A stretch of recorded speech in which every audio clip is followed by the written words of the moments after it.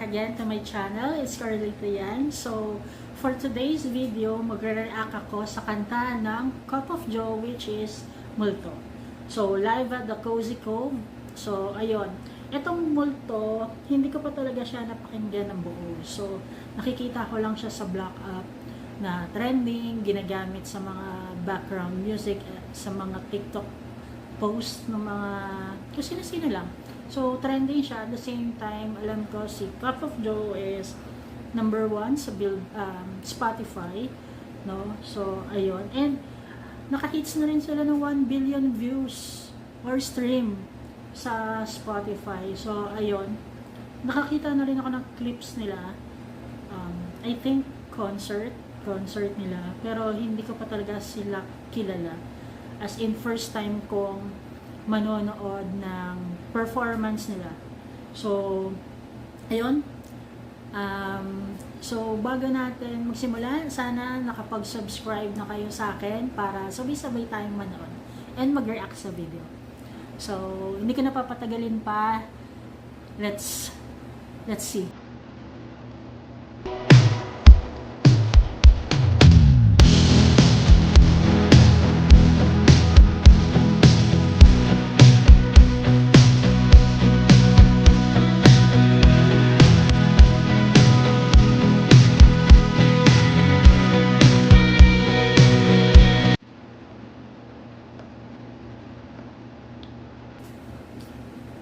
Feels like yung intro pa lang parang masakit. Ay, hindi ko ma-explain, pero parang ewan ko sa intro pa lang na para ako naiiyak. Ewan ko bakit ganun. Tapos Multo. Parang 'di ba pag Multo nakakatakot. Sorry guys yung boses ko. Parang ano ba to? Okay. Ano ba? Guys, hindi pa ako nagsisimula, pero parang yung intro pa lang nung instrumental pa lang nung ano nila, nung kanta nila na parang naiiyak na ako. Hindi ko alam. Malalim, bumihit na muna. At baka sakali namamalik mata lang. Ba't nababahala? Di ba't ako'y mag-isa?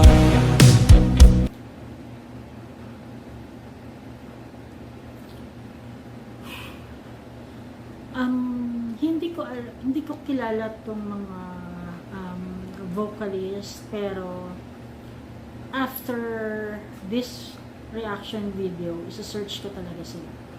Ano? Etong yung first na kumanta, alam ko friend siya ni Joanna of Bini kasi nakikita ko may mga interaction sila sa X. Parang may mga video sila na magkasama sila, no?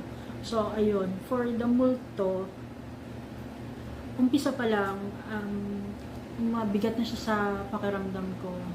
Kung iisipin ko yung Multo, word na Multo, parang iisipin mo nakakatakot siya, diba? So parang ina-expect ko na yung word na Multo,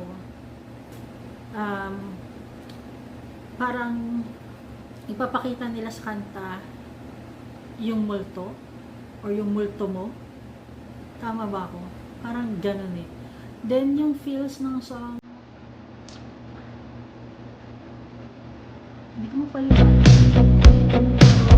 Kalam ko mayabang, boses mo itong ang tawag mo.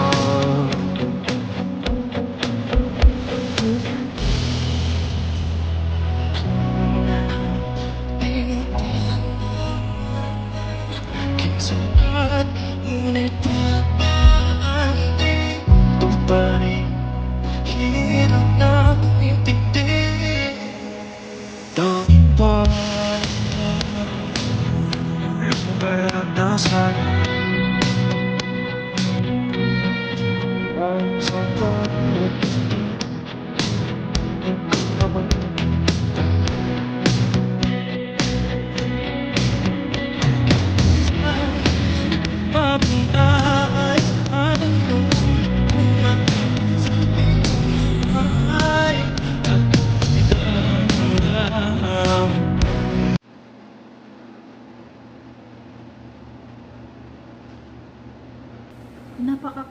calm ng boses niya, na parang, alam mo yung pag narinig mo siya napakalinaw, parang may sinasabi. Yun, parang mapanakit. Mapanakit siya. Ang buhay talaga. Hindi na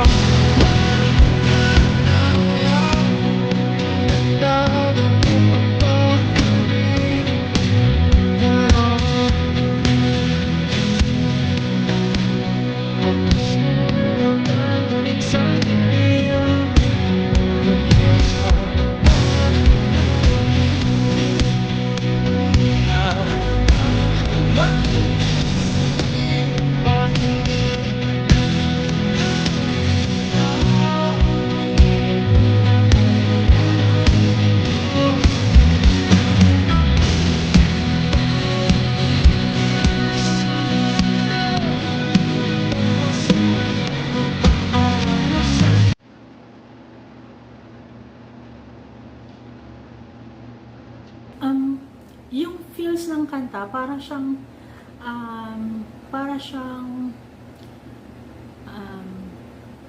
love na hindi pa nakakalaya. Love na it still haunts you. Na parang sinabi niya nga na parang hindi pa nakakalaya yung damdamin niya doon.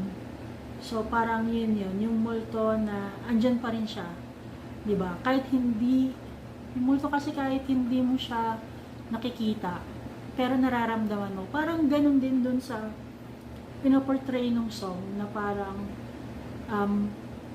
this person hindi pa siya naka-move on dun sa love niya for another for that person.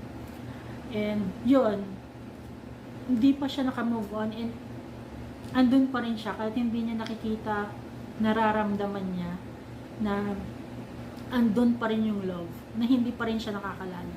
So parang itong kanta na to, masakit siya kasi nga andun pa rin siya, hindi pa rin siya nakakalaya, nandun pa rin yung sakit na nararamdaman niya.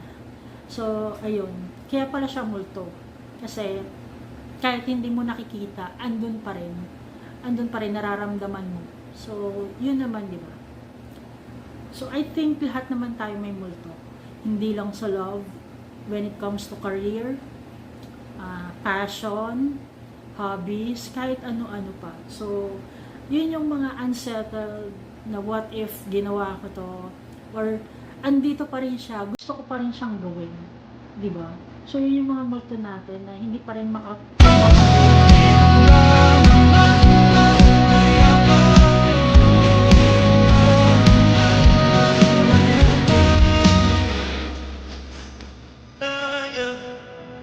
Tingin dalawa po bawat gabi.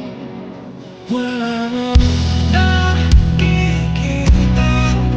Tapos mo ramdam pa rin sa dilim.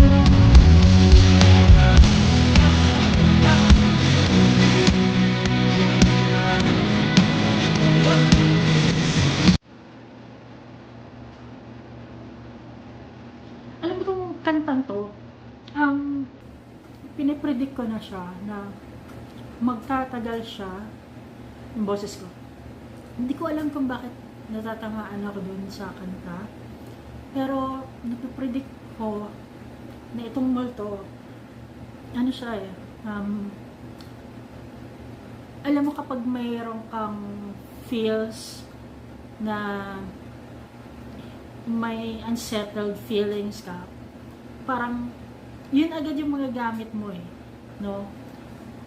Feeling ko gagamitin tong soundtrack sa mga movies, sa mga, para siyang, for sure gagamitin to sa mga teleserye, mga movie, diba? Parang ito yung kanta na kahit 10 years na lumipas, maririnig mo pa rin siya. Maririnig mo pa rin siyang ginagamit or pinapakinggan ng mga tao. Kasi yung yung thought dun sa kanta, feeling ko magiging timeless siya. Di ba?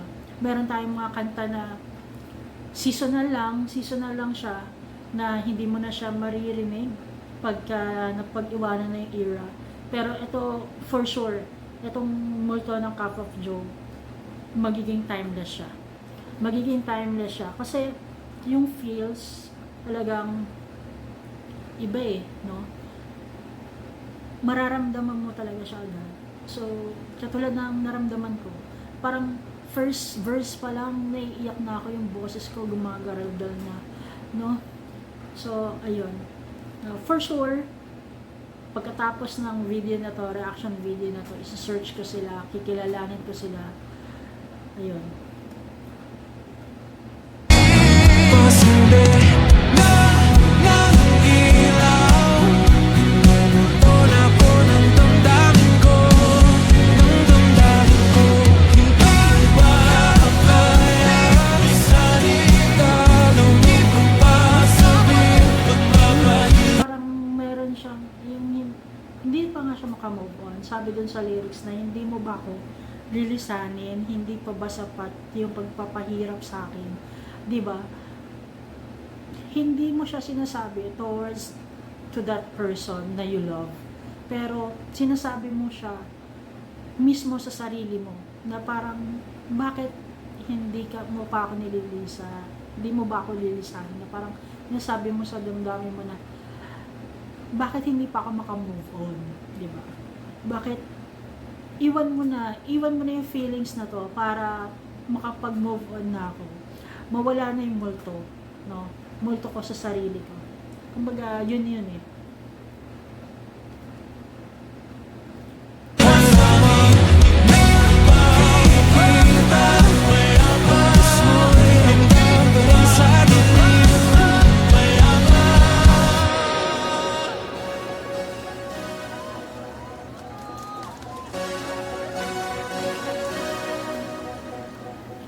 Okay.